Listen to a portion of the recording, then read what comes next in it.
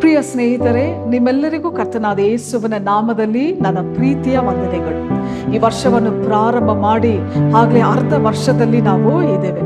ಪ್ರತಿದಿನ ನಾವು ನೋಡಬೇಕಾದ್ರೆ ದೇವರ ಮಹಿಮೆಯುಳ್ಳ ಹಸ್ತ, ಅವರ ಕೃಪೆ, ಅವರ ದಯೆ, ಪ್ರಸನ್ನತೆ ನಮ್ಮನ್ನು ಅದ್ಭುತವಾಗಿ ಅತಿಶಯವಾಗಿ ನಡೆಸ್ತಾ ಬರ್ತಾ ಇದೆ. ಸೊ ಅನುದಿನ ನಮ್ಮ ಜೀವಿತದಲ್ಲಿ ದೇವರಿಗೆ ಒಂದು ಕೃತಜ್ಞತೆ ಹೃದಯವುಳ್ಳವರಾಗಿ ಅವರ ನಾಮವನ್ನು ನಾವು ಮಹಿಮೆ ಪಡಿಸುವವರಾಗಿ ಇರಬೇಕು. ಪ್ರಿಯ ಸ್ನೇಹಿತರೆ, ಇದು ಪುನರುಜ್ಜೀವನದ ಒಂದು ದಿನವಾಗಿದೆ. ಸೊ ನಮಗೆ ಉಜ್ಜೀವನ ಅಗತ್ಯ ನಮ್ಮ ಸಭೆಗಳಲ್ಲಿ ಮತ್ತು ನಮ್ಮ ಕುಟುಂಬದಲ್ಲಿ, ನಮ್ಮ ಜೀವಿತದಲ್ಲಿ. ಸೊ ಈ ದಿನದಲ್ಲಿ ನಮ್ಮ ಜೀವಿತದಲ್ಲಿ ಪ್ರಾಯೋಗಿಕ ಪುನರುಜ್ಜೀವನ ಹೇಗೆ ಹೊಂದುವುದರ ಬಗ್ಗೆ ನಾನು ನಿಮ್ಮೊಟ್ಟಿಗೆ ಕೆಲವು ಕಾರ್ಯಗಳನ್ನು ನಾನು ನಿಮ್ಮೊಟ್ಟಿಗೆ ಹಂಚಿಕೊಳ್ಳಿಕ್ಕಿದ್ದೇನೆ. ಅದಕ್ಕೆ ಒಂದು ವೇದ ವಚನವನ್ನು ಓದೋಣ. ಯೋಹಾನ ಬರೆದ ಸುವಾರ್ತೆ 16ನೇ ಅಧ್ಯಾಯ 8ನೇ ವಚನವನ್ನು ನಾನು ಓದುತ್ತೇನೆ. John chapter 16:8.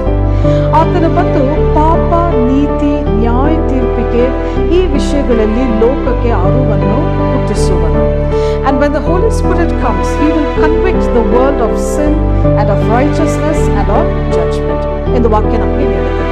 ಪರಿಶುದ್ಧಾತ್ಮನು ನಮ್ಮ ಮೇಲೆ ಬರುವಾಗ ನಮ್ಮ ಅಪರಾಧದ ಬಗ್ಗೆ ಆತನ ಅರಿವನ್ನು ಹುಟ್ಟಿಸುವನು ಎಂದು ಇಲ್ಲಿ ವೇದ ನಮಗೆ ಇಲ್ಲಿ ಹೇಳಿದೆ.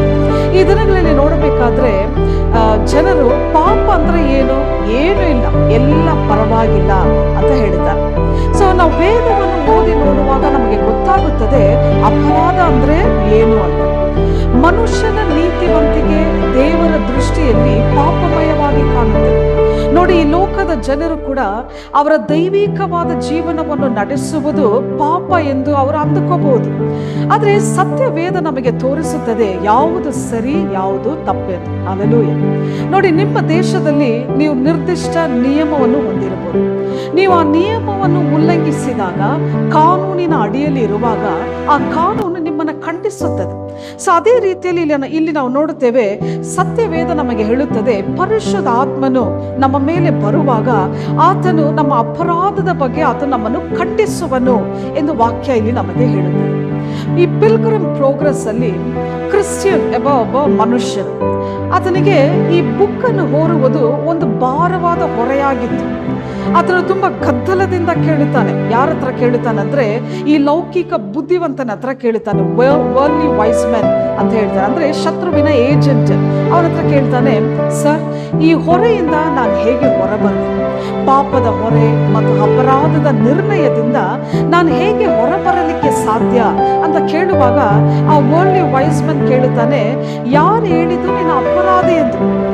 ಈ ರೀತಿಯಾದ ಭಾರ ನಿನಗೆ ಹೇಗೆ ಬರಲಿಕ್ಕೆ ಸಾಧ್ಯ? Who told that you are a sinner ಅಂತ ಕೇಳ್ತಾನೆ.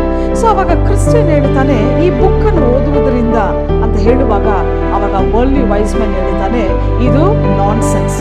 ಈ ಬುಕ್ ಅನ್ನು ನೀನು ಓದಬೇಡ, ನಿರಾಳವಾಗಿರು, ಮನೋರಂಜನೆಯಾಗಿರು, ಎಂಟರ್ಟೈನ್ಡ್ ಆಗಿರು ಮತ್ತು ಸಂತೋಷದಿಂದ ಜೀವನವನ್ನು ಹೊಂದಿರಿ. ಅದು ಈ ಲೋಕ ನಮಗೆ ಕೊಡುವ ಕೌನ್ಸಿಲ್, ಪರೀಕ್ಷೆ.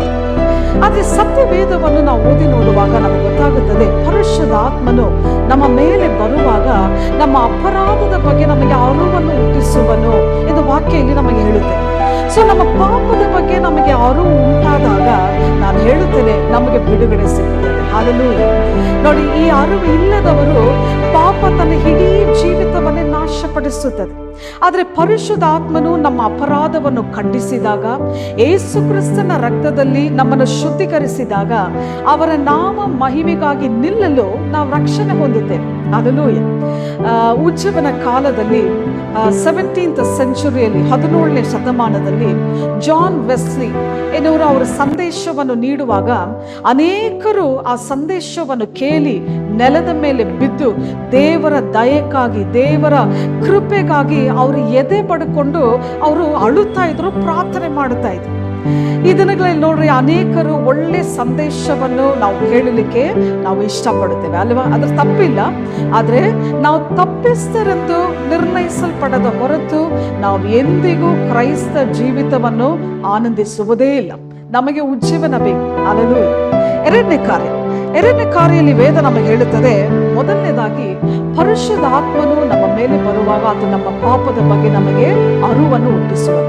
ಎರಡನೇ ವಿಷಯ ಇಲ್ಲಿ ಹೇಳುತ್ತದೆ, ದೇವರ ಆತ್ಮನು ದೇವ ನೀತಿಯ ವಿಷಯದಲ್ಲಿ ಆತನು ನಮಗೆ ಅರಿವನ್ನು ಹುಟ್ಟಿಸುವನು. The spirit of God will convict you the righteousness of God ಎಂದು ವೇದ ನಮಗೆ ಹೇಳುತ್ತೆ. ಅನೇಕ ಮಾನವ ನೀತಿ ಇದೆ, ಅನೇಕ ಲೋಕ ನೀತಿ ಇದೆ. ಆದ್ರೆ ಎಲ್ಲ ನೀತಿಗಿಂತ ದೇವ ನೀತಿನೇ ಮೇಲಾದದು, ಉನ್ನತವಾದದ್ದು. ಹಲ್ಲೆಲೂಯಾ. ಈ ಲೋಕದಲ್ಲಿ ಅನೇಕ ನೀತಿವಂತರಿದ್ದಾರೆ, ಆದ್ರೆ ಅವರು ದೇವರನ್ನು ನಂಬಿಲ್ಲ. ಯಾಕಂದ್ರೆ ನಾವು ಹುಟ್ಟಿನಿಂದಲೇ ಪಾಪಿಗಳು, ನಾವು ಹುಟ್ಟಿನಿಂದಲೇ ನಾವು ಅಧರ್ಮಿಗಳು. ದೇವರಿಗೆ ವಿರುದ್ಧವಾಗಿ ಪಾಪವನ್ನು ಮಾಡಿ ಮತ್ತು ದೇವರು ಮತ್ತು ನಮ್ಮ ನಡುವೆ ಒಂದು ಸೃಷ್ಟಿಯಾದ ದ್ವೇಷ. ಆದ್ರೆ ಯೇಸು ಕ್ರಿಸ್ತನು ತನ್ನ ಜೀವವನ್ನು ಕೊಟ್ಟು, ಆತನು ಬಂದು ತನ್ನ ಜೀವವನ್ನು ಕೊಟ್ಟು ಮತ್ತು ನಾವು ಪರಸ್ಪರ ರಾಜ ಮಾಡಿಕೊಂಡಿದ್ದೇವೆ. ಅವರನ್ನು ಅಪ್ಪ ತಂದೆ ಎಂದು ಕೂಗುವ ಆ ಮಗನ ಭಾವವನ್ನು ದೇವರು ನಿಮಗೂ ನಮಗೂ ಕೊಟ್ಟಿದ್ದಾರೆ. ಹಲ್ಲೆಲೂಯಾ. ಎಂಥ ಒಂದು ಸೌಭಾಗ್ಯವು. ಸೊ ನಾವು ದೇವ ನೀತಿಯನ್ನು ಪಾಲಿಸಿದಾಗ ನಾವು ಉಜ್ಜೀವನ ಹೊಂದುತ್ತೇವೆ. ಹಲ್ಲೆಲೂಯಾ. ಮತ್ತು ಅತ್ಯುತ್ತಮ ಒಂದು ನೀತಿವಂತಿಕೆಯಲ್ಲಿ ಒಂದು ಮೊದಲನೇದಾಗಿ ನಾವು ದೇವರನ್ನು ನಾವು ಪ್ರೀತಿಸಬೇಕು. ಹಲ್ಲೆಲೂಯಾ. ನಮ್ಮ ಮೊದಲನೇ ಪ್ರೀತಿ ಮತ್ತು ನಮ್ಮ ಅತ್ಯುತ್ತಮ ಪ್ರೀತಿ ಬಂದು ದೇವರಿಗೆ ಹೋಗಬೇಕು, ಬೇರೆ ಯಾರಿಗಿಲ್ಲ. ನಮ್ಮನ್ನು ಸೃಷ್ಟಿ ಮಾಡಿರುವ ದೇವರಿಗೆ, ನಮಗಾಗಿ ಪ್ರಾಣವನ್ನು ಕೊಟ್ಟ ದೇವರಿಗೆ ಹೋಗಬೇಕು. ಅದು ದೇವ ನೀತಿ. ಆವಾಗ ನಾವು ಉಜ್ಜೀವಿಸಲ್ಪಡುತ್ತೇವೆ. ಹಲ್ಲೆಲೂಯಾ. ಸೊ ದೇವರು ನೀತಿವಂತನು. ಮಾತ್ರವಲ್ಲದೆ ದೇವರು ನಮಗೆ ಒಂದು ದಿನವನ್ನು ಕೊಟ್ಟಿದ್ದಾರೆ, ಭಾನುವಾರ ಎಂಬ ಒಂದು ದಿನವನ್ನು ದೇವರು ನಮಗೆ ಕೊಟ್ಟಿದ್ದಾರೆ. ದೇವರನ್ನು ಆರಾಧಿಸಲು, ಅವರನ್ನು ಹುಡುಕಲು, ಅವರನ್ನು ಸೇವಿಸಲು ದೇವರು ನಮಗೆ ಒಂದು ದಿನವನ್ನು ಕೊಟ್ಟಿದ್ದಾರೆ. ಆ ದಿನವನ್ನು ನಾವು ನಿಶ್ಚಯದಿಂದ ಆಚರಿಸ್ತಾ ಇದ್ದೇವ? ಇಲ್ಲಾಂದ್ರೆ ಪರಿಶುದ್ಧಾತ್ಮನು ನಮ್ಮನ್ನು ಖಂಡಿಸುವವರಾಗಿದ್ದಾರೆ. ಹಲ್ಲೆಲೂಯಾ. ಮಾತ್ರವಲ್ಲದೆ ನಮ್ಮ ಸಂಪಾದನೆಯಲ್ಲಿ ನಾವು ದೇವರ ರಾಜ್ಯದೊಂದಿಗೆ ನಾವು ಹಂಚಿಕೊಳ್ಳಬೇಕು. ಯಾಕಂದ್ರೆ ದೇವರು ನಮ್ಮ ಹೃದಯದ ಮೇಲೆ ಒಂದು ಕಾನೂನನ್ನು ವಿಧಿಸಿದ್ದಾರೆ. So God has ordained a law over our hearts. So ನನ್ನ ಆಶೀರ್ವಾದದ ಒಂದು ಭಾಗ, ನನ್ನ ಹೃದಯದ ಒಂದು ಭಾಗ ದೇವರ ಮಹಿಮೆಯ ರಾಜ್ಯದೊಂದಿಗೆ ನಾವು ಹಂಚಿಕೊಳ್ಳಲ್ಪಡಬೇಕು. ಹಲ್ಲೆಲೂಯಾ. ಸೊ ಪರಿಶುದ್ಧಾತ್ಮನು ನಮ್ಮನ್ನು ಖಂಡಿಸುತ್ತಾರೆ. ಮಾತ್ರವಲ್ಲದೆ ಅವರ ನೀತಿಯ ಮಾರ್ಗದಲ್ಲಿ ನಮ್ಮನ್ನು ನಡೆಸುವವರಾಗಿದ್ದಾರೆ. ಆಮೇಲೆ ಹಲ್ಲೆಲೂಯಾ. ಮೂರನೇ ಕಾರ್ಯದಲ್ಲಿ ವೇದ ನಮಗೆ ಹೇಳುತ್ತದೆ, ಪರಿಶುದ್ಧಾತ್ಮನು ನಮ್ಮ ಮೇಲೆ ಬರುವಾಗ ಆತನು ಪಾಪದ ವಿಷಯದಲ್ಲಿ ಮಾತ್ರವಲ್ಲ, ನೀತಿಯ ವಿಷಯದಲ್ಲಿ ಮಾತ್ರವಲ್ಲ, ಆದರೆ ನ್ಯಾಯ ತೀರ್ಪಿಕೆಯ ವಿಷಯದಲ್ಲಿ ಕೂಡ ಎಂದು ಇಲ್ಲಿ ಬೈಬಲ್ ನಮಗೆ ಹೇಳುತ್ತದೆ. ಬಟ್ ಆಫ್ ರೈಚಸ್ನೆಸ್ ಆಲ್ಸೋ ಎಂದು ವೇದ ನಮಗೆ ಹೇಳುತ್ತದೆ. ಹೌದು, ನಾವೆಲ್ಲರೂ ಒಂದು ದಿನ ವಿಶ್ವದ ನ್ಯಾಯಾಧೀಶರ ಮುಂದೆ ನಿಲ್ಲಬೇಕಾಗುತ್ತದೆ. ಹಲ್ಲೆಲೂಯಾ. ಒಂದು ಭಯದಿಂದ, ಒಂದು ನಡುಕದಿಂದ ಅವರ ಮುಂದೆ ನಾವು ನಿಲ್ಲಬೇಕಾಗುತ್ತದೆ. ಈ ಕೋರ್ಟ್ಗಳಲ್ಲಿ ನಾವು ನೋಡಿರ್ತೇವೆ, ಜಡ್ಜ್ ಬರುವಾಗ ಎಲ್ಲರೂ ಏನ್ ಮಾಡ್ತಾರೆ, ಎದ್ದು ನಿಂತ್ಕೊಳ್ತಾರೆ. ತುಂಬಾ ಭಯ ಭಕ್ತಿಯಿಂದ ಎದ್ದು ನಿಂತ್ಕೊಳ್ತಾರೆ. ಯಾಕಂದ್ರೆ ನ್ಯಾಯಾಧೀಶರು ಬರುತ್ತಾ ಇದ್ದಾರೆ ಎಂಬುದಾಗಿ. ಸೊ ಅದೇ ರೀತಿ ಈ ಭೂಮಿ ಆಕಾಶವನ್ನು ಸೃಷ್ಟಿ ಮಾಡಿರುವ ದೇವರು ಅವರು ನ್ಯಾಯಾಧಿಪತಿ. ಸೊ ಆತನ ಮುಂದೆ ಶತ್ರು ಮೇಲೂ ಆರೋಪ ಹೊರಿಸಲಾಗಿದೆ. ನೋಡಿ 11ನೇ ವಚನ ಹೀಗೆ ಹೇಳುತ್ತದೆ. ವರ್ಸಸ್ 11 ಅನ್ನು ನಾನು ಓದುತ್ತೇನೆ.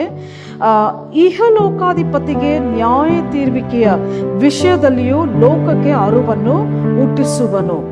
Even the ruler of this earth will be judged. Even the ruler, ಇಹಲೋಕಾಧಿಪತಿಯು ಸಹ ದೇವರ ಮುಂದೆ ನಿಲ್ಲಬೇಕು. May be the president of America ಆಗಿರಲಿ, ಇಲ್ಲಾಂದ್ರೆ ಚಾನ್ಸಲರ್ ಆಫ್ ಜರ್ಮನಿ, ಆಸ್ಟ್ರೇಲಿಯಾ, ಎಲ್ಲರೂ ಸರ್ವಶಕ್ತನ ಮುಂದೆ ನಿಲ್ಲಬೇಕಾಗುತ್ತದೆ. ಯಾಕಂದ್ರೆ ಅವರು ನೀತಿ ನ್ಯಾಯವುಳ್ಳ ದೇವರು, ಅವರು ನ್ಯಾಯಾಧೀಶರು. ಹಲ್ಲೆಲೂಯಾ. ಪ್ರಿಯ ಸ್ನೇಹಿತರೆ, ನೀವು ಯೇಸು ಕ್ರಿಸ್ತನನ್ನು ಅಂಗೀಕರಿಸಿದರೆ ಆತನು ನಿಮ್ಮ ಪಾಪಕ್ಕಾಗಿ ಸತ್ತನು. ಆ ಕಲ್ವಾರಿ ಶಿಲುಬೆಯಲ್ಲಿ ನಿಮ್ಮ ಖಂಡನೆಯನ್ನು ಅಂಗೀಕರಿಸಿದರು. ಆವಾಗ ನಮಗೆ ದೇವರ ದಯೆ ಸಿಕ್ಕುತ್ತದೆ, ಕ್ಷಮಾಪಣೆ. ಹಲ್ಲೆಲೂಯಾ. ಆ ದಯೆ ನಮಗೆ ಸಿಕ್ಕಿದಾಗ ನಾವು ದೇವರ ಮಕ್ಕಳಾಗುತ್ತೇವೆ, ಚಿಲ್ಡ್ರನ್ ಆಫ್ ಗಾಡ್ ಅಂತ ಹೇಳಿದ್ದಾರೆ. ಹಲ್ಲೆಲೂಯಾ. ಎಂಥ ಹೃದಯ ನೋಡಿ, ದೇವರು ನಮಗೆ ತೋರಿಸಿರೋದು ದೇವ ಸೇವಕನಿಗಿಂತ ದೇವರ ಮಕ್ಕಳಾಗುವ ಒಂದು ಭಾಗ್ಯ. ಹಲ್ಲೆಲೂಯಾ. ದೇವರ ನಾಮಕ್ಕೆ ಮಹಿಮೆ ಉಂಟಾಗಲಿ. ಹೌದು ಪ್ರಿಯ ಸ್ನೇಹಿತರೆ, ಉಜ್ಜೀವನ ಯೋಜನೆಯನ್ನು ಅಂಗೀಕರಿಸಿರಿ. ಆವಾಗ ಪರಿಶುದ್ಧಾತ್ಮನು ಬಂದು ನಿಮ್ಮನ್ನು ನೀತಿಯ ಮಾರ್ಗದಲ್ಲಿ ನಿಮ್ಮನ್ನು ನಡೆಸುವವರಾಗಿದ್ದಾರೆ. ಈ ವಾಕ್ಯವನ್ನು ಕೇಳಿದಂತ ನಿಮ್ಮೆಲ್ಲರನ್ನು ಕರ್ತನ ಆಶೀರ್ವಾದ ಮಾಡಲಿ. God bless you all.